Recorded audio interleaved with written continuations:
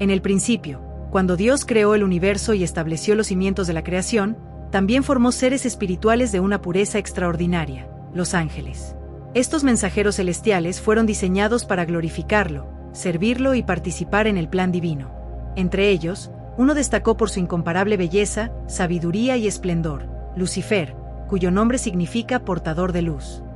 Su presencia irradiaba majestad, y su lugar estaba junto al trono de Dios, dirigiendo el coro celestial en alabanza. Sin embargo, en su corazón se gestó un misterio que cambiaría el curso de la historia: el orgullo. ¿Cómo es posible que un ser creado para la gloria de Dios se convirtiera en el adversario de todo lo divino? ¿Qué ocurrió en los cielos para que Lucifer, el más brillante entre los ángeles, cayera al abismo de la rebelión? En este video, profundizaremos en la historia de su caída, desde su exaltada posición en los cielos hasta su transformación en Satanás, el acusador. Exploraremos cómo el orgullo, el deseo de poder y la rebelión contra el Creador llevaron a Lucifer a ser expulsado del reino celestial junto con aquellos que lo siguieron. ¿Qué son los ángeles y cuál era su propósito original? Los ángeles son seres espirituales creados por Dios antes de la humanidad. Su propósito principal era servir como mensajeros y ministros de su voluntad. Fueron diseñados para adorar a Dios y glorificarlo eternamente, actuando como intermediarios entre el Creador y su creación.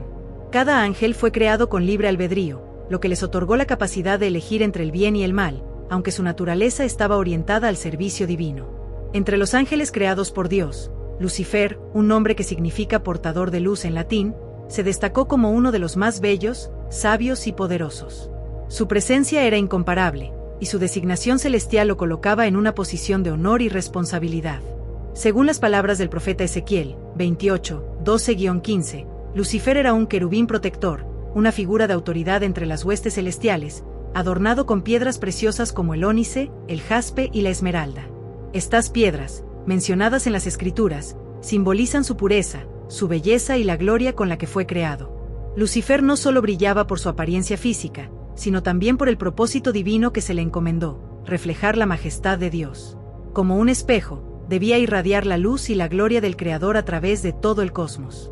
Su perfección no tenía parangón, pues, según las Escrituras, fue perfecto en sus caminos desde el día que fue creado. Sin embargo, esta perfección no era un fin en sí mismo, sino una herramienta para magnificar la grandeza del Altísimo. Pero lo que fue diseñado para la alabanza se transformó en el catalizador de su caída. La belleza, la sabiduría y el poder que lo hacían único se convirtieron en el terreno fértil para el orgullo. Lucifer dejó de mirar hacia Dios y comenzó a mirarse a sí mismo, fascinándose con su propio esplendor. Fue entonces cuando surgió en su corazón la primera chispa de rebelión, un deseo de ser más que un reflejo. Este cambio marcó el inicio de su trágico destino. ¿Cómo comenzó la corrupción de Lucifer? Aunque para nosotros la perfección es sinónimo de gloria, para el ángel más hermoso de la creación, esa misma perfección marcó el inicio de su caída. Lucifer, el portador de luz, brillaba con una incomparable belleza y sabiduría, atributos que lo distinguían de entre todas las huestes celestiales. Pero fue precisamente esa extraordinaria magnificencia lo que plantó la semilla de su orgullo. ¿Cómo podía un ser tan perfecto y tan glorioso permanecer a la sombra de Dios? Lucifer, en su íntima reflexión, comenzó a cuestionar su lugar. Su luz, que debía reflejar la gloria divina, se convirtió en un espejo para sí mismo, alimentando un deseo insaciable: no solo ser como Dios, sino ocupar su lugar. Así comenzó su caída, no con un acto visible, sino con un pensamiento que creció hasta convertirse en rebelión.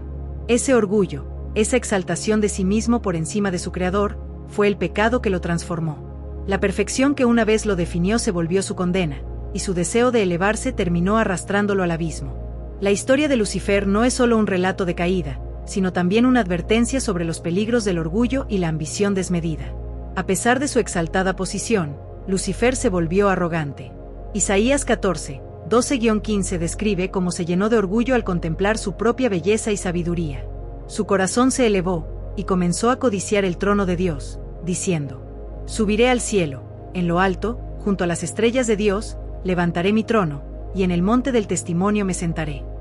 En lugar de cumplir con su propósito de glorificar a Dios, Lucifer buscó su propia exaltación. Esto marcó el inicio de su caída. Un ángel creado para ser portador de luz se convirtió en el padre de la rebelión.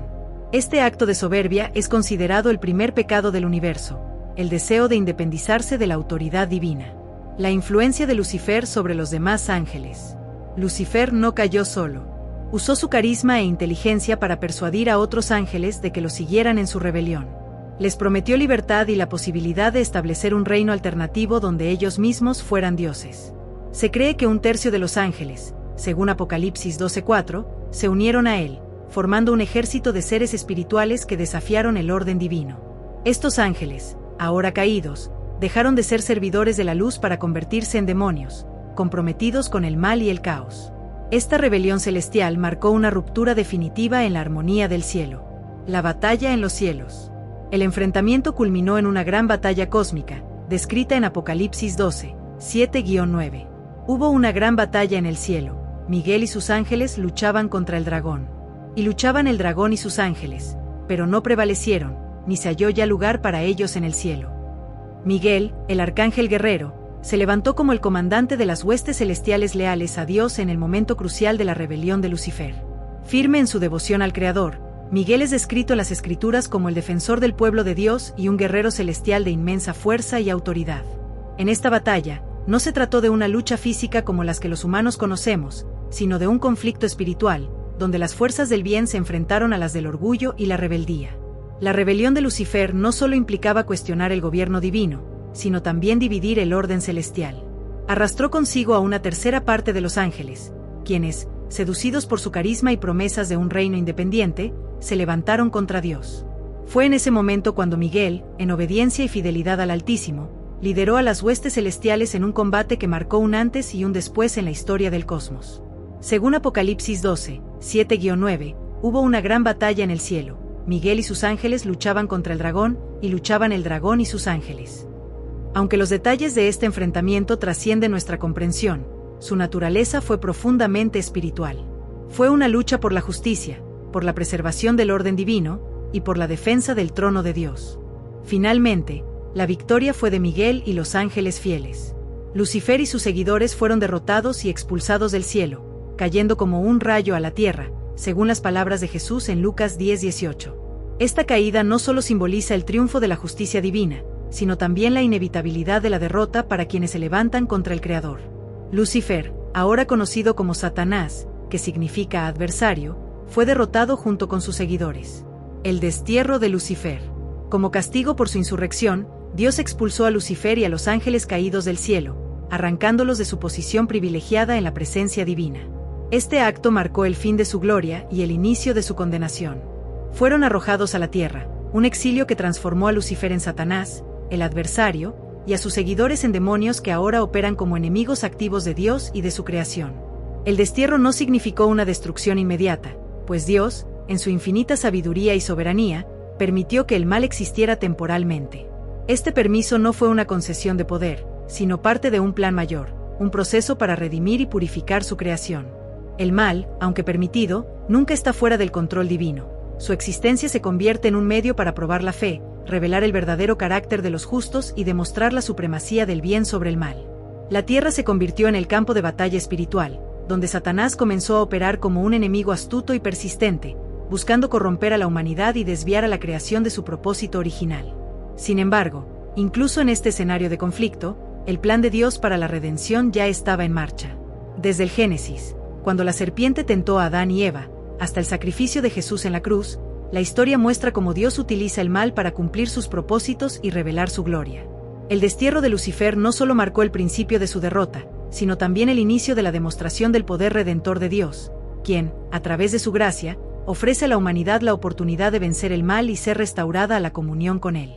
En 2 Pedro 2:4 y Judas 1:6 se menciona que algunos de los ángeles caídos fueron confinados en prisiones oscuras hasta el juicio final, mientras que otros, incluido Satanás, tienen libertad limitada para tentar y probar a la humanidad. ¿Por qué Dios no mató a Lucifer? Dios no destruyó a Lucifer inmediatamente tras su rebelión, una decisión que tiene profundas razones teológicas que revelan el carácter y los propósitos del Creador. El libre albedrío. Dios creó a los ángeles y a la humanidad con libre albedrío, una capacidad para elegir entre el bien y el mal. Esta libertad no es una imperfección, sino un reflejo del amor divino, ya que solo un ser libre puede amar verdaderamente a su Creador. Destruir a Lucifer de inmediato habría cuestionado esta libertad, pudiendo generar dudas sobre la justicia y la misericordia de Dios. Al permitir que la rebelión de Lucifer se desarrollara, Dios demostró que la supremacía del bien no depende de la coerción, sino de la verdad y el amor. El propósito redentor. La existencia del mal no fue un accidente en el plan de Dios, sino una oportunidad para revelar su gracia, misericordia y amor de una manera que de otro modo no hubiera sido posible. La caída de Lucifer, y posteriormente, la de la humanidad, prepararon el escenario para el acto redentor más grande, el sacrificio de Jesucristo. Por medio de él, Dios no solo derrota al mal, sino que ofrece salvación y reconciliación, trayendo mayor gloria a su nombre al rescatar y restaurar a los caídos. El juicio final. La paciencia de Dios no es una señal de debilidad, sino una expresión de su soberanía y propósito eterno. Lucifer y sus seguidores están destinados al lago de fuego, un lugar de castigo eterno descrito en Apocalipsis 20:10. Hasta que llegue ese momento, su existencia sirve como una advertencia viviente de las consecuencias del orgullo y la rebelión contra Dios. Además, su actividad, aunque destructiva, es usada por Dios para probar y purificar a su pueblo, preparando el escenario para una victoria definitiva y eterna del bien sobre el mal. Conclusión. El legado de la rebelión de Lucifer. La historia de Lucifer es un recordatorio del peligro del orgullo y la desobediencia. Aunque fue creado como un ser glorioso, su deseo de autonomía lo llevó a convertirse en el enemigo de Dios. Sin embargo, la Biblia promete que el bien prevalecerá, y el reinado de Satanás será destruido.